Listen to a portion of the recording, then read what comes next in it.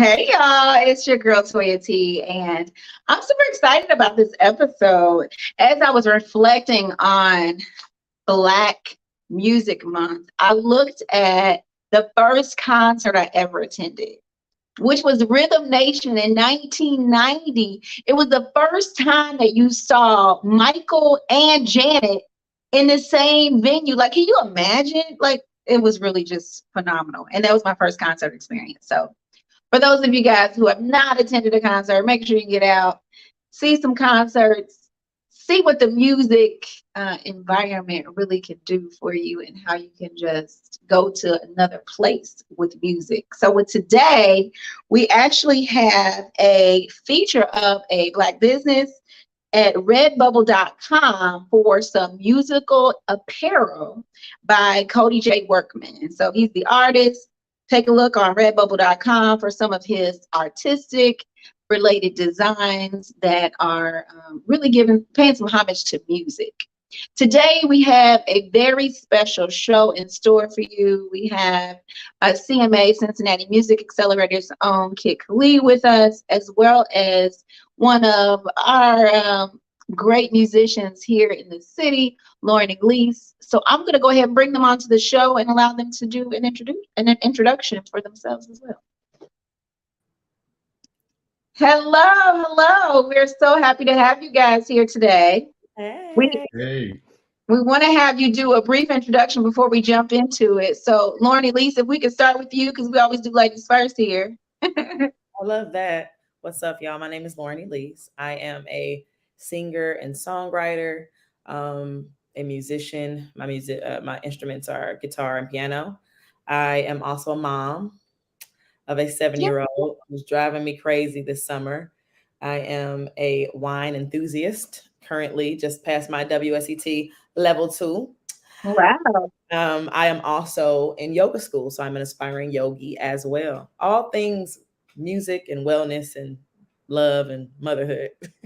Absolutely. Well, we're so happy to have you. Thank you for that introduction. And on to our very own Kid Lee.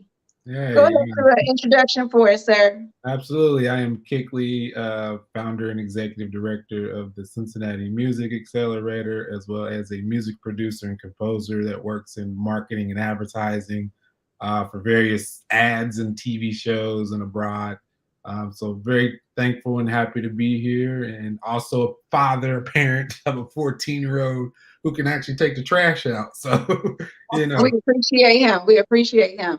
Send him over here anytime. I have a 7-year-old girl and she doesn't touch the trash. She's like, I don't do those things ever needs me. So I wanted to kick it off. I know that we had a list of questions, but as I was preparing for the show, I really reflected back on my first concert, which was Michael and Janet in the Rhythm Nation. Like, I think Michael was just there to like help her out as his, as a brotherly, sisterly thing. But I mean, the most phenomenal experience. So I'm curious, what was your first concert? The first concert that I can remember that I went to was Mariah Carey. I will never forget it. It was at the Centaur Center here. And I lost my mind. In my little head, I just knew I was going to get in there and she was going to pass me the mic in the audience. It was going to be a moment. That didn't quite happen. But it was the range, the showmanship. Oh my gosh. I mean, this was Mariah, Mariah. Before Shannon Mariah. So she was right. And I was so inspired. And I was into music before then, but after seeing her, I was like, oh, baby. How old were you? Do you remember? I know I was not. I don't even think I was in double digits yet. I think it was like 9. Yeah. So it was a moment in time that I'll never forget. Absolutely. What about you, Kid? So I'm a little embarrassed to say this one. My first like NSYNC or something. Huh? Was it like NSYNC or something? No, actually, my first ever concert was Little Romeo.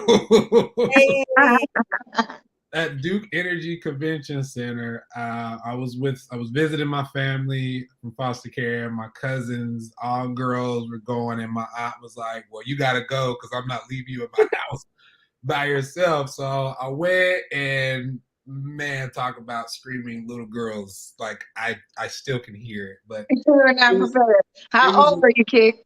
ooh, that's a good question. I'm not about to date myself, but I was young. I was pretty young. I had to be around, I want to say maybe 11, 12-ish. Yeah. And it was, I had fun. Master P showed up and did a whole little set. Okay. So the first time I saw him, and yeah, that was constant. I was wearing some weird jumpsuit. It was actually, and I'm embarrassed to say it was a Capri Sun jumpsuit. I should have had y'all bring some pictures. I don't have any pictures of mine because it was so long ago. But Yeah. that was probably not too long before like the Hammer era, where everybody had like MC Hammer pants, and you had to have the button to keep the effect going. Yeah. So that brings us to my first question. How'd you get started in music? And at what point did you realize that you were going to be able to make a career out of it? Either one of you guys can start, whichever one. I've been singing since I was 2. That's what I'm told. And there is video footage, so I believe them. Honestly, I don't know a day without music. My earliest memories all involve music, so it's a very personal and intimate and spiritual thing for me. It's just I don't remember a day without my mama. I don't remember a day without my sister. I don't remember a day without music. But I began a career out of music. I began my musical career in 2009. Yes. Oh Lord. Whew. It was my freshman year of college. Okay. And, I went to a PWI, a predominantly white institution, and it was very hard on me. It was quite the cultural shift. It was very hostile, and nothing could have prepared me for that. But music was like as it always has been, like my safe haven. And I began to really actively gig. So I had picked up the guitar that summer. I'm self-taught in that. I've been playing piano since I was 13, and again, all my life. So I just started to really pour into I wrote my first song at like 13 years old. And so I really started to like pour into that as like an escape from like the toxic campus. And from that, I mean, it really, humbly speaking, it didn't take no time. Like it was just like, it was my campus. I was always performing. And by the time I graduated, I was like, okay, I had like kind of redirected myself into it. So that's really when I began my music career. But I went full-time music, about 3 or 4 years ago. Gotcha. It's a journey, right? Oh, that's for sure. It's not about the destination. It's all about the journey. Absolutely. And enjoying every minute. So can you tell us about your journey? What started you in music, and how did you decide that you were going to make a career out of it? So music, of course, like all of us, it's always been my love, my thing that helped me just get through life, especially like going through foster care. But I really didn't get into it until around the age of 14 as like interest, not knowing this entire time my mother's side, that entire side of my family is in music. So I was destined to be in it somehow in some form or way. Yeah. And music was always my way of, it was the catalyst of allowing me to speak, because I didn't know how to start conversations with people, because I was very shy, forcefully shy, and at the same time not really knowing how to connect with people. So when I would say, oh yeah, I dabble in Fruity Loops making beats, people would perk up and get excited, like, oh, you make beats? Like, yeah, I make beats. And I would get excited, like, what making beats is, because people think making beats, so what, you beating on the table with some pencils? And I'm like, no, that's not what I mean. But I would do that and talk about that with people. And eventually one day, I would say around the age 17, when I really decided to make it a career, because I was just getting really, really good at it. And people were just telling me, you really have a gift in this. And around the age of 26 is when I really decided to take it super seriously, start actually trying to get paid for different opportunities and things like that. And eventually that just became my livelihood, was music. and making music for artists and advertising and films and things of that nature. And here we are today, just continue to spread the love through the art of music and just really be able to connect with community in the world. I remember seeing Kick once.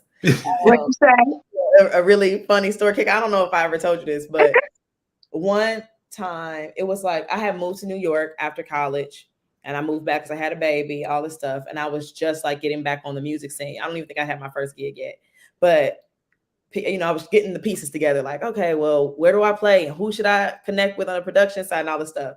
And I think it was Donisha. I remember. He sent me your contact and stuff. Like, you got to hit up Kick. And I remember seeing you at Fountain Square. And I was there with my baby, little baby. And I remember I was so scared to approach you. I was like, I ain't going over there. I can't go over there. I was cheesy. You should like, it's just so crazy. I distinctly remember seeing you over there like, that's that Kick Lee guy. Wow. I come over and say nothing to you. I'll never forget that. Wow. I bet you that's a common thing. Like with a name like Kick Lee, you like, that's that Kick Lee dude. Like, you don't know. He had a very, noticeable face. So I was like, that's him. But I was too scared at the time.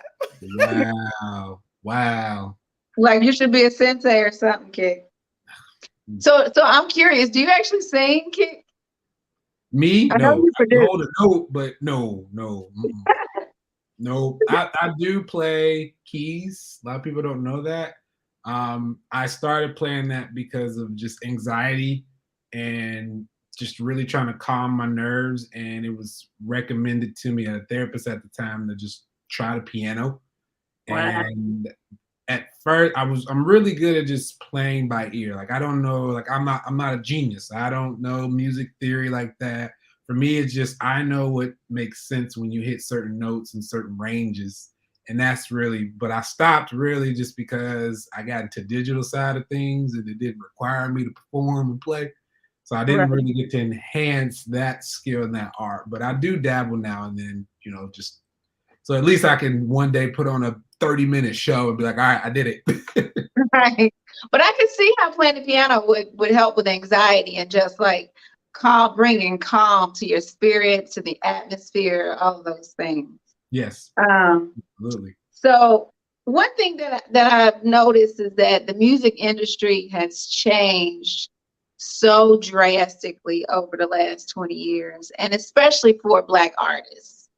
What have you guys noticed as the change? I know, Kick, you kind of you alluded to this in things going digital and how, now you don't necessarily have to do everything the old school way, as they would say it. What has been the biggest change for you guys? Should I go? I'll go. Always ladies. Well, yes, I appreciate that. Thank you, good sir. I think one important thing that I'm going to preface my answer with is generally the music industry itself as an industry has so many different layers.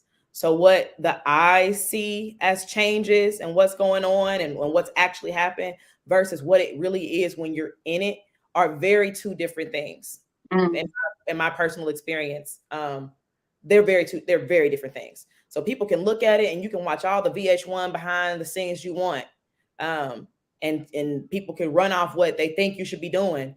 And the reality of what you should be doing is very different, first and foremost.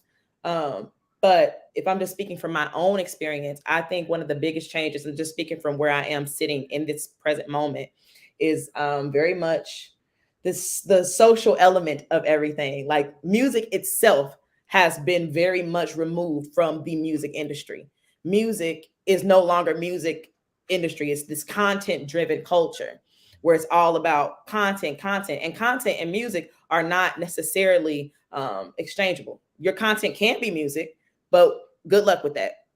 And some people are flourishing with that. Great, but not many. We're going to be very honest. A lot of the songs that pop on TikTok or Instagram are not fully produced great songs. They're little clips that are going to get you popular very quickly because people are going to create content to them. Right. So in my opinion, the biggest change that a lot of us as artists are maneuvering right now is that change where music is not the focal point. it's just a possible element. And the challenge is to continue to stick to what you do. I am a singer. You're going to get some content here and there, but I'm a musician. I grew up on Anita Baker. I grew up on Whitney. I grew up on Beyonce, Destiny's Child, Toni Braxton, the Eagles, the Beatles, Midnight Star. We can go back. You know what I'm saying? Right. And so that's not going to change. And I think it was Adele who said recently, you know, I'm not making music for TikTok. Y'all can do that. She really did. And I loved her and appreciated her so much for actually vocalizing that. I'm not making TikTok music for y'all. That's not my demographic. Y'all can have it. I'm going to keep writing these love songs. And I'm not saying that every musician has to do that or artist needs to do that. But I do think it is a very important time for artists and musicians to figure out what drives you. Yes, you might have to do a little of this, a little of that, but shifting everything you are to be something. Yeah, it just depends on your goals. If that's what you want, if you want to be social media famous, do that. If you want a certain element of success, do that. But it all depends on what you really want, and just recognizing that the industry itself is going to continue to evolve and change. If we're talking the label side of the industry, labels don't even know what they're doing right now. Labels know nothing. They can't do nothing for you. That is the truth. Because they're looking at the trends, trying to figure out how they gonna stay afloat. Everything, there's a power in it, in that so much power is in our hands as creators, but there's also a challenge in that. What are you going to do with that? Because there's so much to juggle and so much you can do. And if you're not focused and not in alignment with who you are, you can just get lost in the sauce doing stuff. I think that's the key, right? Because if you look at the history of music, you know, everything started back in the day when they had the dancing show. Y'all know what I'm talking about. Soul Train. I feel like everything started with Soul Train. It was like the goal was to get on Soul Train, right? And then as you progressed, then you had people wanting to get on, like, you know, VH1 or MTV or BET. It was like there was a silver bullet for music, right? And I feel like the silver bullet for music in today's world is so different. It may not be that there's one particular route that you have to go in order to get, you know, found or realized, or to even be famous, or to be well known for whatever it is that you do. There's just a lot of different routes. And I think, to your point, Laura and Eylise, you have to really know who you are and identify the right journey for you, not just following after what somebody else did or what worked for another person, because that may not be the route for you. Yes, there are many different ways to get to many different destinations, and you just have to know who you are and know your goals. Mm-hmm. Yeah. Absolutely. Yeah, for me, I mean, I'm witnessing a lot as well. Something I've been saying a lot more loudly and proudly is Black culture is now world culture. And I say that from the perspective of, it is so easy to adopt Black culture of music. We don't have those gatekeepers anymore like it used to be back in the day. You couldn't make a hip hop rap song without getting the Black culture's approval. You know, that's why a lot of the white bands and white groups wanted to collaborate, because they felt like, well, if I can't get permission to do it on my own, then let me do it with you. You know, let's do this united. Now it's so easy to compose and, well, excuse me, I'm not even going to say compose. It's so easy to just make a beat that sounds like us and transpose and transform it to people be like, oh man, it's a white guy or whoever on this track. And they start to pretty much appropriate the genre. And it sucks, because I sometimes feel like it's taking away from our generic culture of artistry and who we are and what we do. You know, to Lauren's point, you know, we grew up on the Beyoncés, the Mariah Careys, the singers, the real musicians, the artistes. Now it's just content creators. Yes. Music now, it sucks, is now just content that is now pushed out. For example, record labels literally are withholding the release of their artist songs if it doesn't go viral on TikTok. Has to go viral on TikTok in order for it to be released. That's ridiculous, and that sucks. because you work so hard to create this piece of work. And then here you are, your parents coming in and telling you, well, you can't go outside and play until you finish your chores. And that chore is making sure the song goes viral. So that's one of the many things. And then two, this whole NFT world. And it's just, I'm still confused. I get it, but I'm still confused. And I'm seeing both sides of it as far as music and just how it's released digitally too. But one thing I'm very proud about is ownership is more promoted. It's more respected. It's more appreciated. You know, what was it I just learned recently that High Tech finally owns all of his masters. Like, that's huge in our community. That's just huge for you now to own your masters. But a lot of artists like Justin Timberlake, don't quote me on this exact number, but I believe he sold his entire catalog recently within the month for $500 million. Sold his entire catalog. That's a trend now with artists bigger wanting to sell off their entire catalogs for 300 million plus or whatever. So long story long, that's a lot of what I'm seeing within the development and advancement, and also the hurt of music and what it is now as a culture and just a legacy. Mm-hmm. Right, because Ashanti just had to re-record a lot of her albums, right, in order to get her credit for her masters, like for her to get the ownership of it. Yeah, Taylor Swift had to do the same thing. She had to Baker had to campaign to get hers back. I think it's a good thing that people are becoming more knowledgeable. Like, nobody owns none of my stuff but me. I got a song placed with MTV. You calling Lauren, right?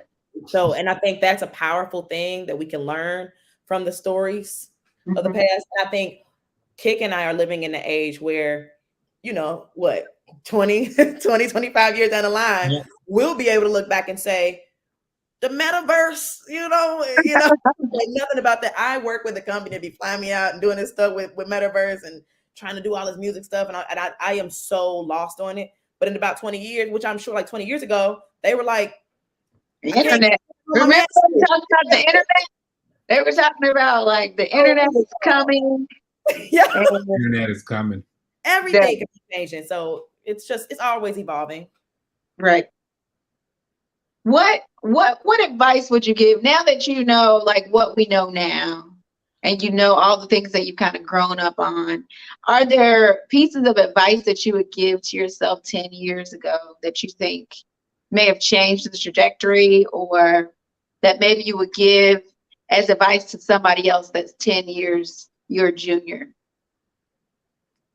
If it was to myself 10 years ago, I grabbed that girl up. I was like, take them for everything they got. Knowing what I know now, you know, I was a very, and I still am, a very sweet girl, but the industry itself, when corporate interest meets artistic expression, it's something else. It's something else. And I would just tell myself, I don't care what they say when you walk in this room, whatever, every room, you are the prize. Take them for everything they got. Not that I feel like I've lost, because, you know, you live and you learn. And I think I've done amazing things in my career as an independent artist, but I just feel like I would have looked at myself and just been a little more aggressive and unapologetic. And I think that if I would give myself that advice 10 years ago, I would give that advice to other people coming up, looking at me like, Lauren, what's your advice? Get that money. And it might not just be money. It could be certain placements, certain opportunities. Like, no, you're not putting my name at this place in the bill. When I'm bringing out X amount of people, when I've done A, B, and C, your other artists haven't done this. Give me what's owed to me. And I think as a Black woman, especially, the people aren't always in the room advocating for you. And we were once, and some of us still, very timid to speak up for ourselves. F all of that. Give me what's owed to me, or I'm not getting on this stage. I'm not getting on this track. Now, pay your dues. I do think that some people are tripping. Like, I was doing 4 years for $150 for a while.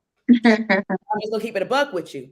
And I went on to open for Patti LaBelle. I went on to open for Erykah Badu. You know what I'm saying? I went on to do these things because I learned behind the scenes what needs to be done, how to move, how to carry myself. So you do got to pay your dues. But once them dues paid, take them for everything they got. That's Yeah. my Once them dues are paid, assume your position, right? And don't allow somebody to put you in a position that you don't need to be in. I think Beyonce it's said, key. information. Get Yeah, information. get information. I love it. Kick, Yeah. what would be your advice to little So, Kick Lee of 10 years ago? what I would actually go back and tell myself, and I mean, I would literally, I have a look, like I always got this look that I give people when I'm being serious. I stare at them and I would give myself the same look. Start now. The reason I say that is because, truth be told, all of my major true successes have only happened in the past 5 years. Only in the past 5 years. Everything I'm doing now, I was already thinking about 10 years ago. I just didn't have the proper infrastructure, friends. I barely had, if at all, non-existent family support. I just didn't have a lot of those things that I have now. But everything that I have now came with me starting what I'm doing that's been in the past 5 years. So that's the number one thing I would literally tell myself, start now. Everything you're thinking in your head right this second, get started. And like Lauren says too, don't be afraid of nobody. Don't take no for an answer. Right. Hustle, get it done. Don't be afraid to fail. Just learn from your failures. And I treat things like a pilot idea because it leaves room for error and failure for you to come back and try it again and avoid the past mistakes. So yeah, I mean, that's literally the number one thing I would say. Start now. Start now. So we have 2 minutes left. Any final words or any final musical inspiration you guys want to give? Any of that? I'm going to say for the artists out there, and well, life is art. So I'll just say to everybody, do it because you love it. And if you don't love it, don't touch it. Yeah, I mean, what I would give, advice I would give to literally everybody, please continue to just support the artists. Like, buy tickets, stream the music, spread the word, like, buy the apparel, like, do it because it helps us in so many ways you just don't understand. Like, I remember the first time I put a beat online for sale and I sold it for $300 and that $300 came through. I was just like, it was the best thing in the world because now I could pay my phone bill and buy my son something to eat. So please just support the artistry. We need that. Yeah. Do you have any up and coming artists that you want to do a shout out for, Kick? Oh God. Anybody in particular that we need to look out Nope. for that's coming? I'm Switzerland. In Switzerland, you can't tell us. Because I get in trouble because I didn't mention. You'd be surprised. I will get in trouble because I didn't mention nobody. Well, Like, I'm oh, you one. mentioned him though, Kick, but you mentioned him. Shameless plug. I will mention one, and Lauren actually just recently worked with her, Jada Klink. She's been hustling her butt, really just trying to figure out her career. I would definitely say keep an eye on her, support her efforts and what she's trying to accomplish. And yes, keep an eye and some ears open for her. All right. And if they're trying to reach you guys, any particular way that you want them to reach out, either on social media or otherwise? For me, yeah, social media is fine. My website is for all business inquiries. So if you want to get Lauren for a gig or something, laureneylise.com. I am about to be locked away songwriting. So I'm not really trying to do the whole co-writing thing with people. But if you want to get that in, the website, get it in quick. Mm-hmm. And absolutely. For me, go ahead, Kick. I would just tell everybody, I mean, I hate to say it like this, go to Google, just type in producer Kick Lee, everything you need to know, find links, photos, websites, what I'm doing, who I'm working with. It literally is all right there. Do a good job at SEO, so it should all be there. All right, well, we appreciate you guys. Thank you again for joining us for our episode of Black Music Month. And with that, have a good night. Thank you. Peace. Thank you.